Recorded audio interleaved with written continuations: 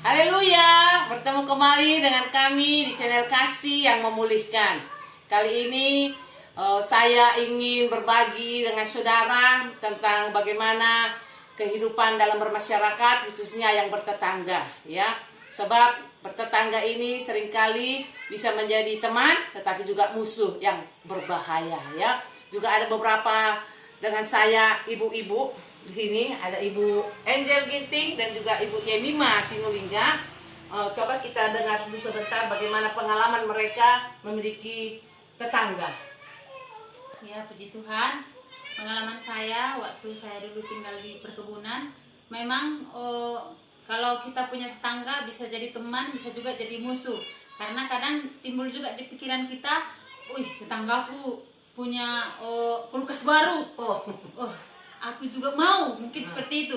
Tapi karena bersama dengan Tuhan, kita tidak lagi berpikir seperti itu. Kita malah bangga kalau tetangga kita punya barang-barang yang bagus. Puji Tuhan, karena kita juga bisa semakin lagi giat bekerja. Tuhan memberkati usaha pekerjaan kita supaya kita juga bisa membeli barang-barang yang sama seperti tetangga kita. Mungkin seperti itu. Haleluya. Kalau Mak Mima, bagaimana? Puji Tuhan. Pengalamannya sih banyak ya, karena kan udah berumah tangga pun sudah 10 tahun. Kalau berumah tetangga ada susah, ada juga enaknya, ada juga sedihnya, karena banyak ya kan. Kadang kalau bertetangga kita, kalau anak kita berantem pun perkara mainan, udah mamanya pun yang ikut jadi sakit hati. Itulah mamanya itu nggak dikasihnya pinjam kan gitu. Ya kan, kalau anak kita punya sepeda baru pun susah juga hati kita, nggak kita kasih main anak kita dia pingin, tapi anak tetangga kita juga mau juga, susah juga hati kita. Tapi ada juga senangnya, karena apapun terkadang kita perlu, karena kita butuh ya kan. Terkadang kita di rumah kita nggak ada minyak, nggak ada garam, minta dulu ya gitu. Jadi kalau iri sih pasti ada ya, pasti banyak. Kita secara logika pun kalau bertetangga pasti ada iri, cuman kita irinya ya karena kita sudah di dalam Tuhan, kita irinya pun positif, bukan lagi negatif. Karena kalau kita orang punya ini barang yang baru, ya kita pun pingin, tapi kan kita nggak harus kerja, kita kerja keras, ada semangat. Kenapa ya orang itu bisa, aku enggak, kan gitu. Ada semangat yang memacu kita untuk memiliki barang tersebut gitu. Ya bukan bilang aku tahunya berapa gaji suaminya, dari mana itu, bukan gitu ya. Bukan begitu. Iya. Jadi saudaraku, Bapak Ibu yang dikasih Tuhan, ya tetangga itu memang penting ya. Namanya bertetangga itu penting, sebab tetangga itu juga artinya adalah orang yang berdekatan dengan rumah kita ya.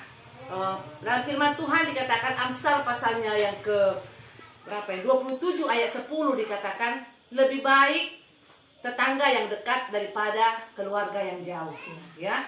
Sebab apa-apa yang terjadi kepada kita itu lebih dahulu tetangga yang tahu, ya.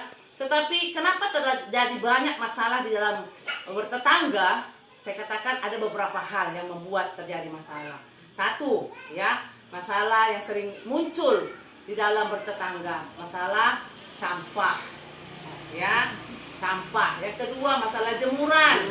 Nah, yang ketiga gara-gara rumah tetangga berisik, musiknya terlalu kencang. Iya. Yang lainnya tidak menjadi nyaman, ya. Akhirnya terjadi keributan.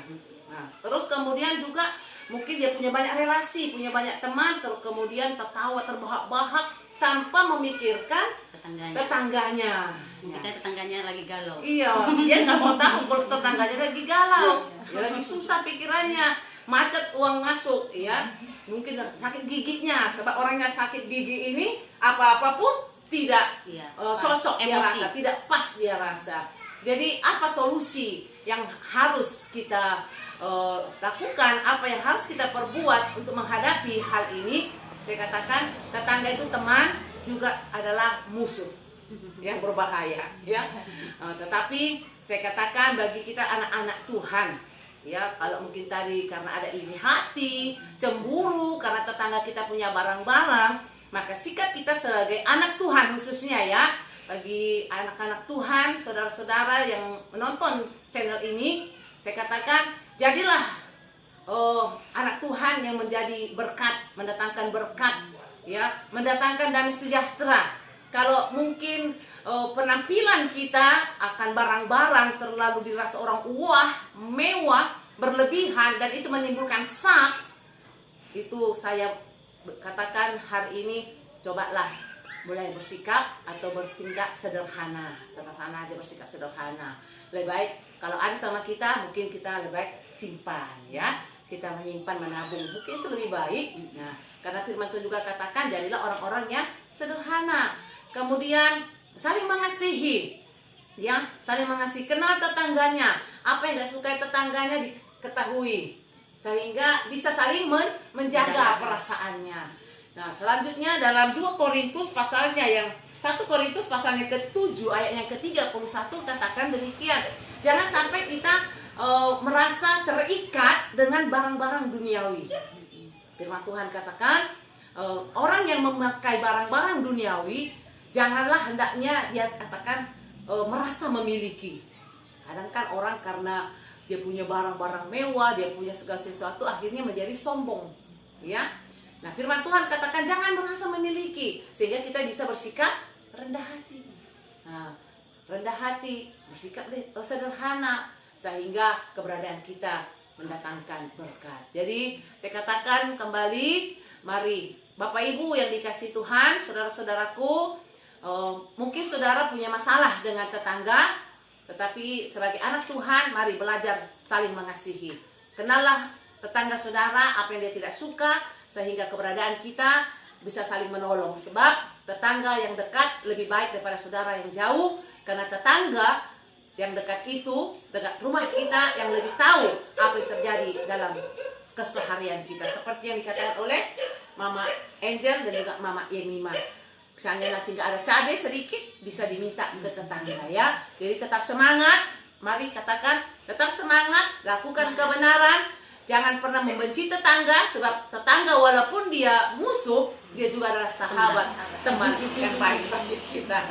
Salam.